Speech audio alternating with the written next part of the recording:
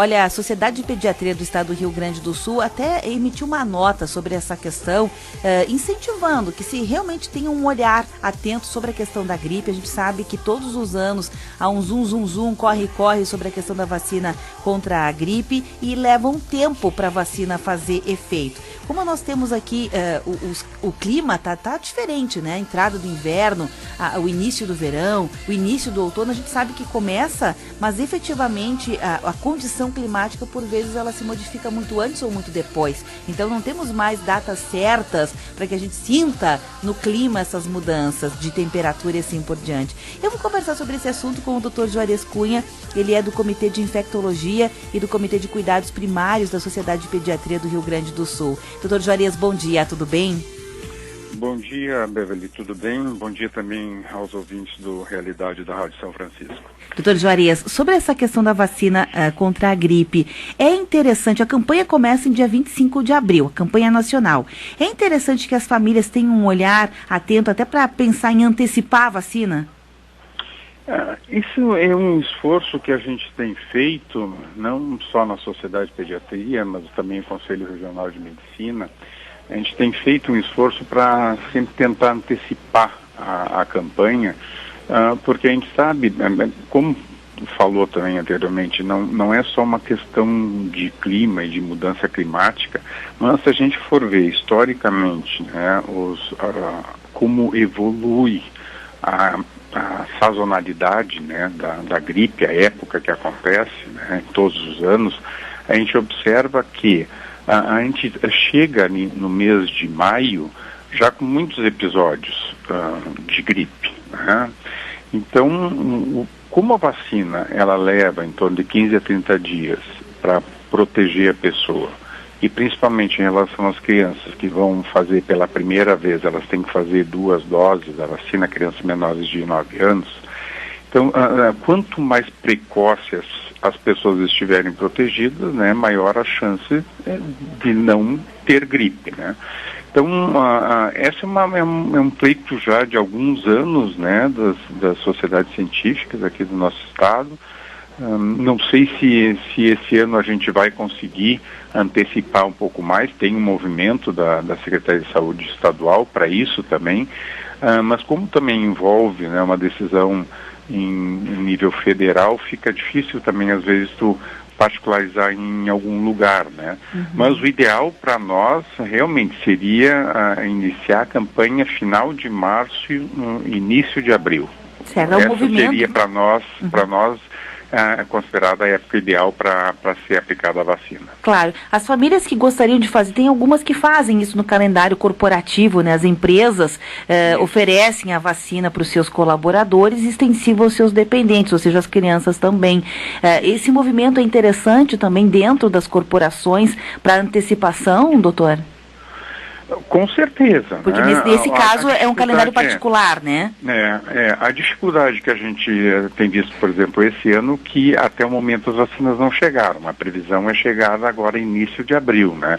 Então, provavelmente mesmo essas decisões corporativas, já tem a decisão de fazer essas campanhas dentro das empresas, mas até o momento elas também não estão conseguindo desencadear até o processo de compra, né? Uhum. Porque as vacinas ainda não chegaram. Então isso atrapalha também um pouco esse ano, esse atraso da chegada das vacinas. E esse atraso se dá porque teve uma alteração bastante importante na composição da vacina do hemisfério sul.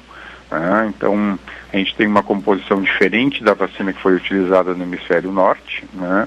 E quando modifica essa composição, demora mais para a produção, tem uma série de trâmites que também atrapalham essa situação. Porque quando é a mesma vacina, ela já está, quando é a mesma composição, já está tudo definido, daí é só ir continuando a fabricação, né? Agora, quando muda a composição, tem que modificar toda a parte de produção da vacina, né? Então isso demora um pouquinho mais.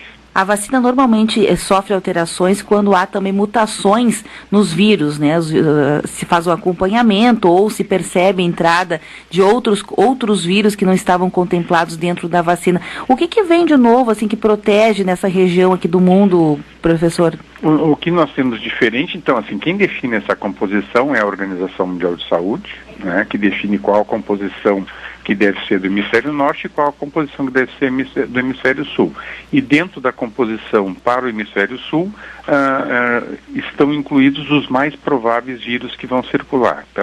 Então a gente vai ter uma vacina do hemisfério sul com um potencial protetor bastante grande.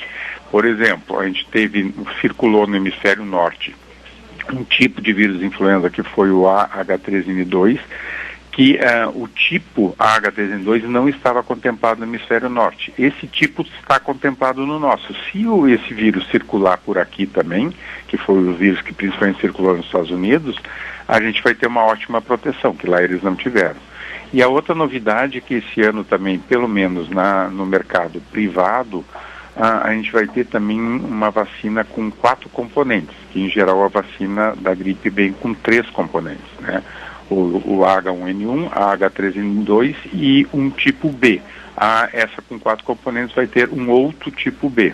Então, um potencial protetor maior do que a vacina de 3 componentes. Na campanha da rede pública vai ser a vacina tradicional de 3 componentes. Na rede particular vai ter essa possibilidade de utilizar uma vacina com um potencial protetor maior. Aí a pessoa paga um pouquinho mais e escolhe. Isso. Doutor, uma outra questão, muitas famílias ficam naquela dúvida, já tem o problema de a campanha contra a gripe começar relativamente tarde, né, pela questão do clima da região, começa lá no dia 25 de abril, como o senhor já colocou, e tem também pessoas que postergam, vão fazer depois, né, fazem mais tarde ainda, porque não quero fila, ou porque não deu naquele dia, N fatores, né, N fatores que por vezes postergam, e alguns deles, quando começam a surgir reações adversas, informações sobre isso, algumas famílias que já postergaram ficam ainda mais reticentes pela questão da possibilidade de alguma reação adversa. Qual é a sua orientação sobre essa questão da possibilidade de reações adversas? Bem, primeiro, assim, a vacina é como qualquer medicamento, pode ter eventos adversos, né?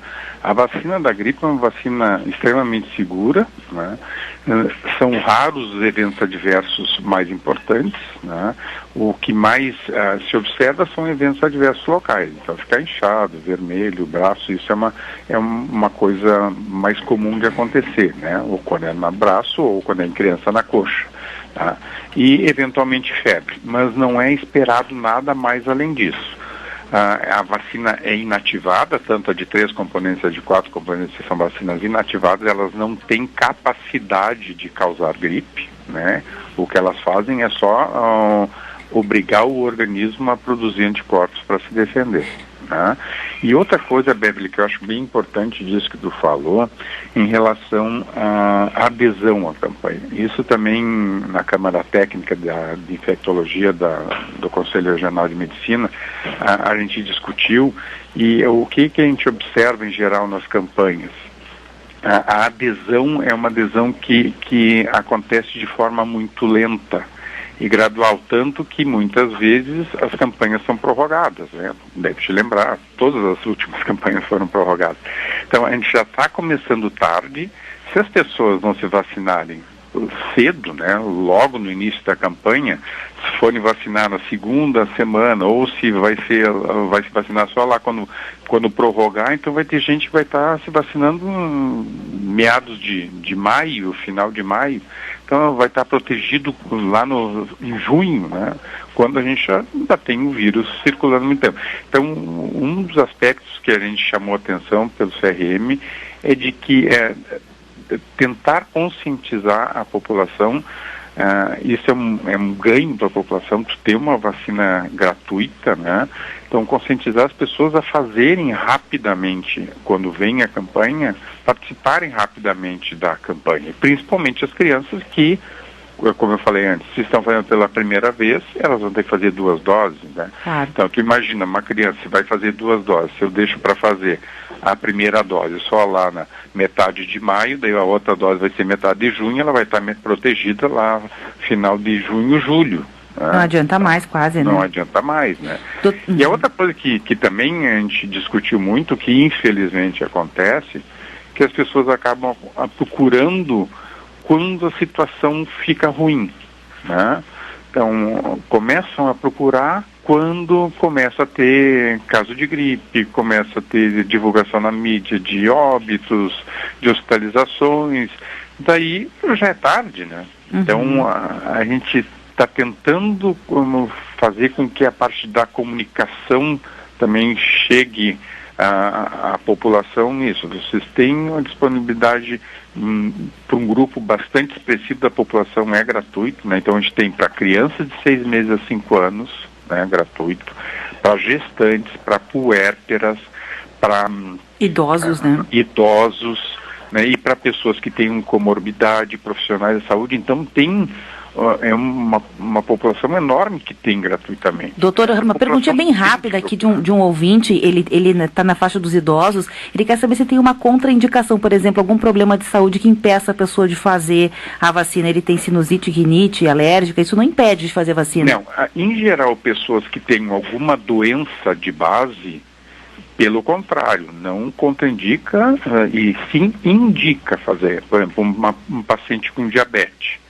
É indicação formal de fazer a vacina por ser uma pessoa que tem um risco maior se fizer um quadro gripal de ter complicações, né?